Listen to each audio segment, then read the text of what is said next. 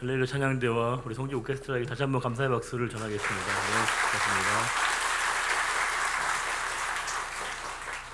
고맙습니다. 여러분 예배가 끝난 게 아닙니다.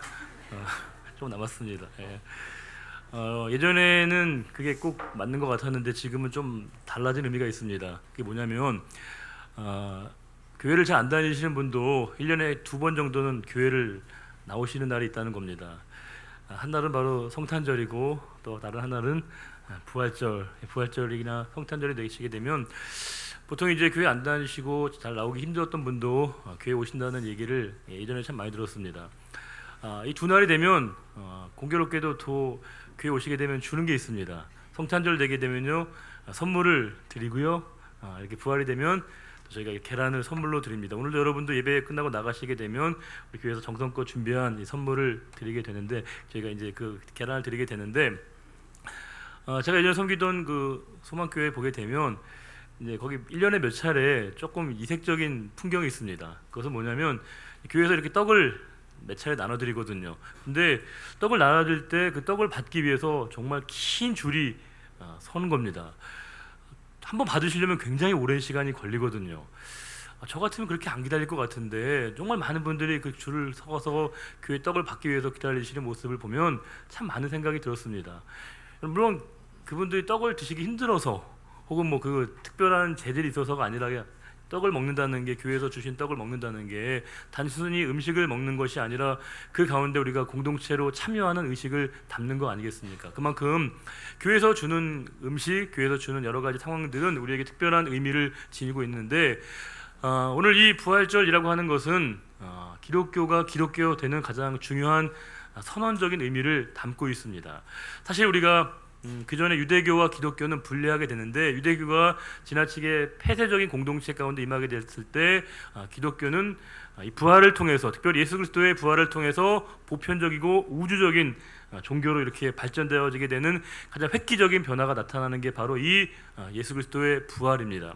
우리가 흔히 우리에게 부활이라고 하는 것은 두 가지 의미를 담고 있습니다. 우리는 흔히 부활이라고 하면 한 사람이 과거의 상태를 이렇게 회복하게 될 때 우리가 그것을 흔히 부활이라고 이렇게 비유적으로 얘기합니다.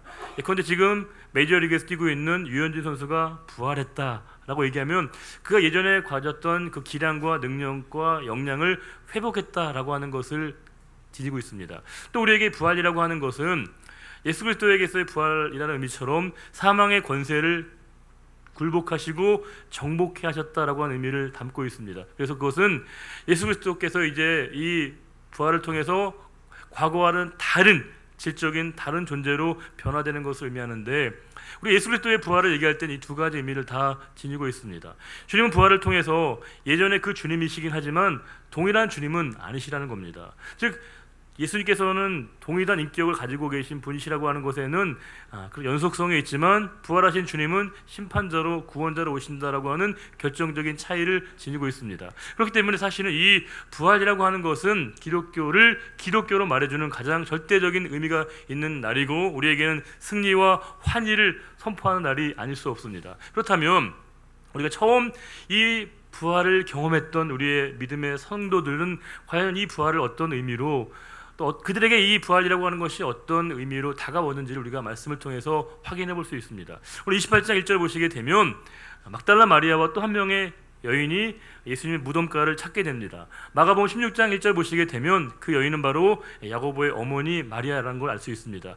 이 여인들이 예수님의 무덤가를 찾은 이유는 단 한 가지입니다. 그것은 예수님의 그 시신의 향품을 통해서 예수님의 그 시신을 닦아드리기 위해서 그곳에 온 것입니다. 그런데 이미 그 상황은 그들에게는 원천 봉쇄가 된 것이었습니다. 왜냐하면 이미 유대인 종교 지도자들과 로마에 있는 사람들은 예수님이 죽으셨는데 예수님의 제자들이 예수님의 시신을 훔쳐가서 예수님이 이전에 말씀하셨던 예수님의 부활이라고 하는 그 유언비어를 유포할 것을 막기 위해서, 원천 봉쇄하기 위해서 삼엄한 경비를 그곳에 세운 것이었습니다. 그렇기 때문에 사실은 지금 그녀들이 그곳에 가도 예수님을 직접 만나는 것은 불가능한 일이었습니다. 그런데 그곳에 갔는데 사실은 이 삼엄한 경비를 세웠다라고 하는 것은 당시에 있는 많은 사람들이 이미 예수님의 부활에 관한 소식을 이미 감지했다는 것을 의미하고 있습니다. 물론 그들은 예수님의 부활을 직접 믿지는 않았습니다. 그렇기 때문에 이렇게 삼엄한 경비를 세우게 되었는데, 후에 보게 되면 그 경비들이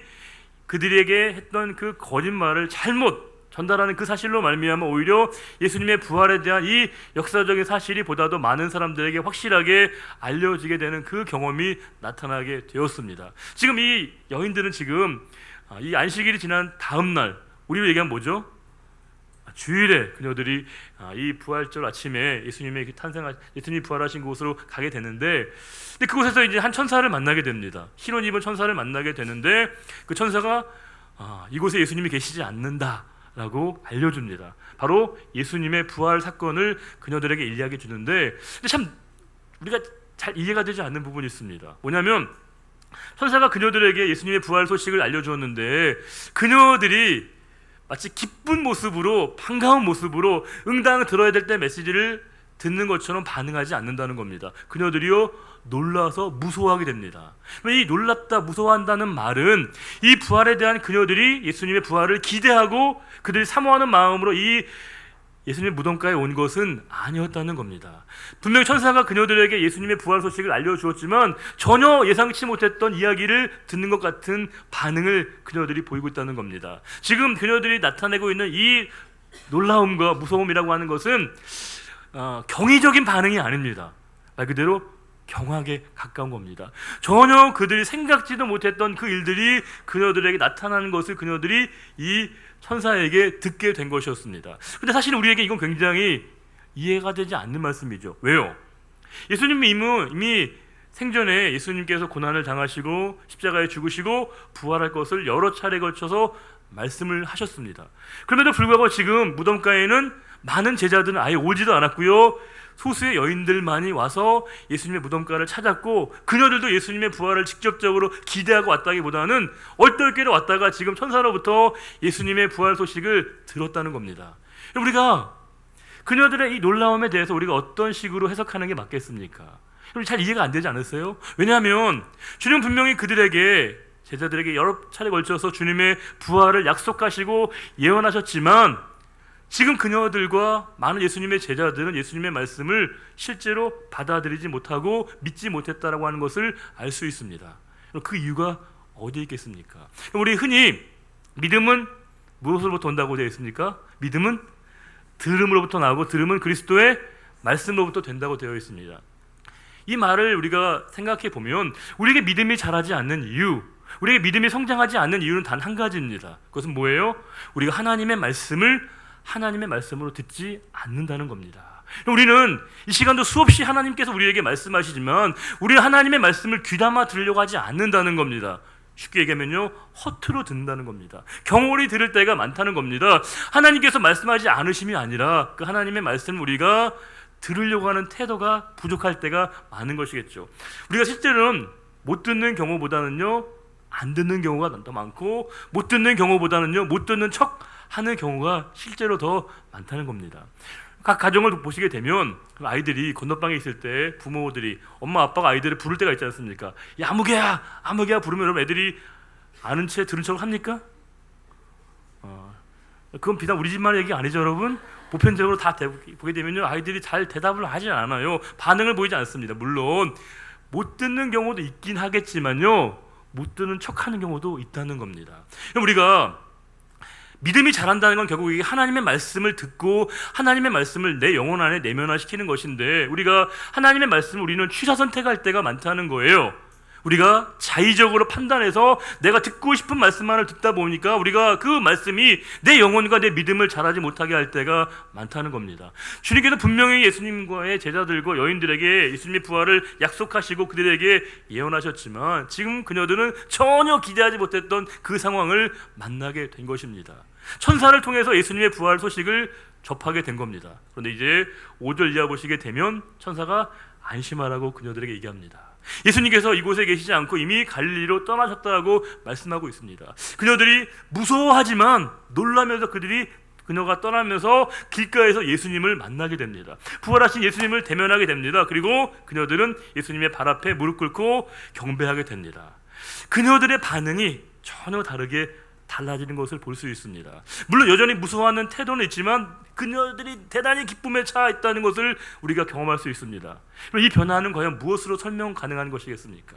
우리가 예수님이 부활하셨다라고 하는 것은 객관적인 현실입니다. 우리에게 객관적인 현실과 사실 중요합니다. 그런데 우리에게 보다 더 중요한 건 뭐예요? 그것을 나의 사건으로 주관적으로 고백하고 체험하는 게 훨씬 더 중요하다는 겁니다. 우리에게 예수님이 부활하신 그 사건은 나의 사건이 되는 게 보다 더 중요한 것이겠죠. 왜요? 그래야 예수님이 부활하신 그 사건이 단순한 역사적인 사실에 국한되지 않고 뭐예요? 그 주님의 부활을 믿는 우리 모두가 다 동일하게 부활할 것을 믿음으로 고백하게 되는 겁니다.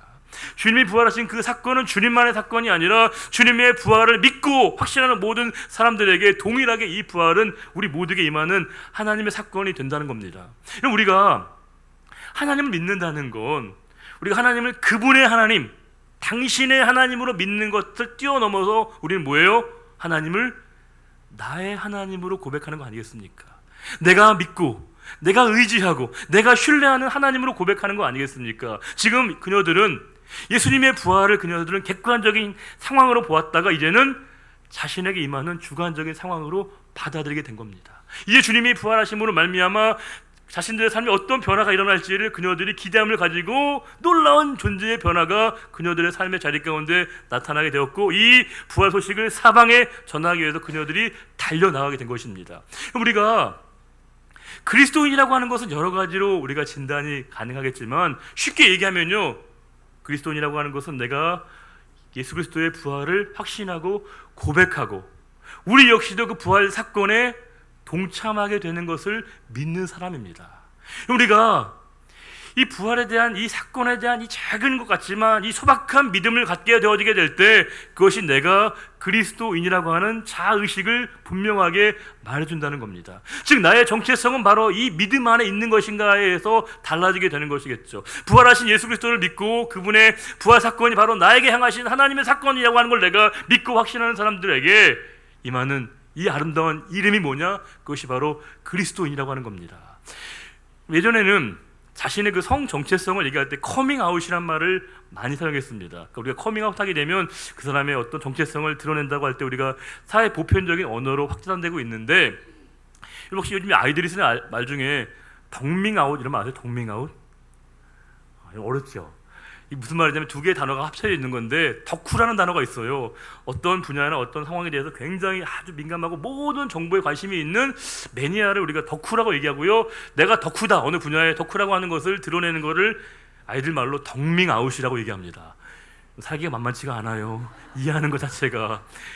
근데 우리가 어느 분야에서 자기가 그 분야에 대해서 자기가 애호가고 그 분야에 대해서 자기가 그 분야를 지극히 사랑한다는 걸 드러내는 걸 우리가 커밍아웃이라고 얘기할 때 우리 성도가 성도됨을 사람들에게 드러내는 가장 중요한 표징이 뭐겠습니까? 우리가 그리스도인이라고 하는 것을 가장 확실하게 드러내는 표시가 무엇이겠습니까? 그것은 바로 내가 부활을 경험하고 고백하고 인정하는 것입니다. 주님의 부활이 주님의 부활의 사건으로만 역사적으로 끝나는 것이 아니라 오늘 나의 삶의 현장 가운데도 동일하게 이 부활 사건이 여전히 일어나고 있는 현재 진행형이라고 하는 것을 고백하는 것이 바로 우리 그리스도인이라고 하는 겁니다. 그리스도인이라고 하는 말을 다른 말로 얘기하면 그리스도에게 속했다, 나는 그리스도의 것이다 라고 하는 걸 의미합니다. 그럼 우리가 그리스도의 것이고 우리가 그리스도의 소유라고 하는 것은 그리스도의 모든 것이 바로 나의 것이 된다는 걸 의미하는 거 아니겠습니까? 그때 우리에게는 예수 그리스도의 승리가 우리 모두에게 동일한 승리로 고백되어지는 이 공동체적인 경험을 하는 것이 아니겠습니까? 우리가 국가대표 선수들이 경기를 하면 그들만의 경기가 아니고요, 그 경기를 할 때 우리는 동일감을 느끼게 됩니다. 동질감을 느끼게 됩니다. 우리나라 선수들이 이기면 어때요? 기분이 좋아요, 밝아져요, 행복해져요. 우리나라가 지면 실망하고 낙담하게 되거든요. 여러분, 우리가 국가대표 경기를 하면 다 응원 열심히 하시죠, 여러분. 우리가 지금껏 우리 역사 이래로 유사 이래로 가장 열심히 응원했던 적이 언제일까요, 여러분? 그날이죠. 2002년 월드컵. 저는 늘 이 부활을 생각할 때마다 그때가 생각나거든요. 그때 우리가 기적처럼 정말 전 세계의 주목을 받고 4강까지 오르게 됐는데, 우리가 16강전에서 정말 연승하면서 16강에서 세계적인 강호를 만납니다. 그게 누구냐면 이탈리아입니다. 이탈리아는 이미 우승 후보국이고요. 우리가 경기에 질 거라고 하는 건 모든 사람들의 객관적인 진단이었습니다. 여러분들, 제가 정말 이 경기를요, 정말 수도 없이 봤습니다. 예전에 제가 수백 번 봤다는 게 약간 과장이었는데 지금은 그냥 그 이상 본 것 같아요. 저의 장기는 뭐냐면요, 본 걸 또 보면서 은혜 받는 거거든요. 별로 이렇게 느낌이 약해지지가 않더라고요. 더 감동이 들고 더 기대가 되고 더 흥분이 되는 거예요. 그리고 제가 그 16강전 얼마나 많이 봤는지 모릅니다. 정말 수도 없이 봤거든요. 근데 여러분 아시다시피 그 경기를 본 분은 아시겠지만요, 그 경기에서 우리가 원래 지고 있었습니다. 이탈리아의 비에리라고 하는 선수가 한 골을 먼저 먹고요, 우리가 경기 내내 끌려갔습니다. 그러다가 후반전 43분, 44분 정도에 그렇게 못하던 미스터 설기현 선수가요, 동점골을 넣었어요. 그리고 연장전에 가서 누구죠? 반지의 제왕이었던 안정환 선수가 골든골을 넣어서 이겼거든요. 볼 때마다 너무 흥분되고 정말 너무 이 감동이 되는 겁니다. 그럼 제가 그 경기를 다시 보면서 느낀 하나의 묘한 인식의 차이가 있다는 겁니다. 그것은 뭐냐면요, 제가 그 경기를 다시 보면서 이제는 보다 더 객관적으로 보게 됐는데, 우리가 경기에서 이미 끌려가고 있고요, 객관적인 전력도 밀리고 있습니다. 경기를 하고 있는 모든 선수들이 이 싸움, 이 시합은 우리가 지는 것보다 라고 하는 그 의식이 팽배한 겁니다. 관중들도 응원하는데 힘이 빠져 있습니다. 애절하게 응원하긴 하는데 그래도 우리에게 희망과 기대가 없다라고 하는 분위기가 압도적입니다. 경기를 중계방송하는 사람들이 이제 1, 2분밖에 안 남았기 때문에 이제 우리가 지는 게 기정사실로 여기고 있습니다. 모든 사람들이, 경기를 보는 사람, 경기를 뛰는 사람, 응원하는 사람 모두가 다 질 것 같은 막 좌절과 절망의 분위기 있는데, 단 한 사람은 의연하게 그 경기를 보고 있습니다. 누군지 아세요? 저예요. 저는 경기를 다시 보는 거거든요. 저는요, 좌절되지 않습니다. 절망하지 않아요. 시간이 가는 게 별로 걱정되지 않습니다. 그럼 뭐예요? 왜요? 이기는 거 알거든요. 44분 때 우리가 동점골을 넣고 연장전 가면 우리가 이긴다는 거 알고 있거든요. 시간이 가는 게, 밀리는 게, 우리가 마치 질 것 같은 이 분위기에 절대 제가 굴하지 않는다는 겁니다. 그게 바로 승리에 대한 확신입니다. 부활은 우리에게 최종적이고 궁극적인 예수 그리스도의 승리입니다. 우리에겐 지금 삶에 살아가면서 때는 밀릴 때가 있어요. 때는 우리가 마치 지는 것처럼, 질 것처럼 보이는 경기와 싸움을 할 때가 있다는 겁니다. 그러나 주님의 부활과 주님의 승리를 절대적으로 믿고 있는 우리들에게는요, 최후의 승리는 주님의 승리이듯이 우리 모두의 승리가 된다는 겁니다. 우리가 때로는 끌려갈 때처럼 보일 때가 있어요. 좌절과 절망하면서 희망이 보이지 않는 것 같이 보이지만, 궁극적으로 예수 그리스도의 부활을 믿는 모든 사람들에게 예수 그리스도의 승리는 우리 모두의 승리로 고백되게 된다는 겁니다. 우리가 이 부활을 지킨다는 건, 절기로 지킨다는 건 3.1절과 8.15 정도의 절기는 아니지 않습니까? 너무너무 중요한 것이지만, 우리에게 이 절기를 지킨다는 건 그 부활의 참된 의미를 고백하면서 주님의 그 부활이 우리 모두에게도 동일하게 일어나고 있고 그것이 현실로 나타나고 있다는 것을 고백하는 사람들이 바로 우리 성도들의 고백이 아니겠습니까? 또한 우리에게 이 부활이라고 하는 것은 나의 존재의 보존, 나의 자신의 생명에 대한 이 수비적인 태도가 아니라 보다 더 적극적으로 내가 받은 바 은혜를 통해서 다른 영혼을 살리고 소생케 하는 그 역사적인 책임을 하나님에게 우리에게 주셨음을 깨닫는 것이 바로 이 부활의 참된 의미를 지키는 우리 성도의 태도가 아니겠습니까? 여러분, 우리 주님께서 오늘 우리들에게 다시금 이 부활의 참된 아름답고 귀한 절기를 우리들에게 허락하셨습니다. 이 부활의 참된 감격과 이 희열을 가지고 우리의 삶의 모든 현실 가운데 좌절하고 절망하고 있는 사람들에게 부활의 참된 소식을 전하는 부활의 전령자의 삶을 넉넉히 살아가시는 우리 모두가 될 수 있기를 주님의 이름으로 축원합니다. 기도하겠습니다. 존귀하신 아버지 하나님, 감사합니다. 주님의 부활을 확신합니다. 주님이 부활로 승리하셨기에 우리의 삶에도 승리가 동일하게 일어남을 분명히 믿습니다. 여전히 우리 삶에는 답답하고 암울하고 끝이 보이지 않는 싸움을 벌이는 것 같지만, 분명히 주님께서 우리에게 최종적이고 궁극적인 하나님의 승리를 우리에게 경험하게 하실 것을 분명히 믿습니다. 아버지, 이 부활의 참된 믿음과 소망을 가지고 매일매일 은혜 가운데 살아가는 우리 모두가 되게 하시고, 우리 삶의 자리 가운데 이 부활의 참된 경험을, 이 고백을 날마다 증거할 수 있는 우리 모두가 되기를 간절히 소원하오며 우리 완들 함께 하시는 우리 주님 예수 그리스도의 이름으로 축복하며 기도드리옵나이다. 아멘. 다 같이 일어나셔서 찬송가 171장 함께 찬송하시겠습니다.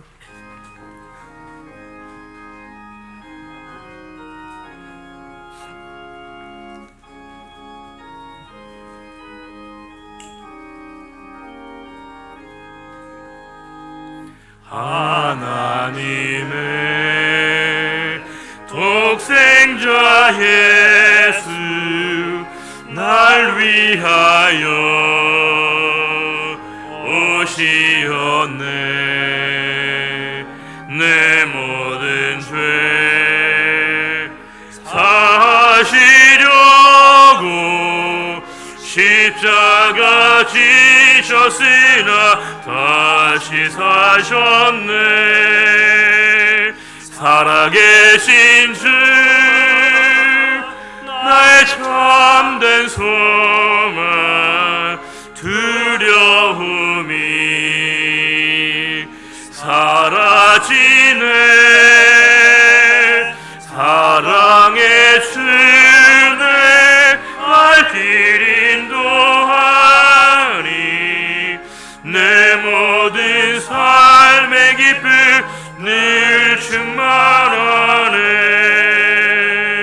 주 안에서 거듭난 우리 기뻐하며 찬양하리. 가슴 속에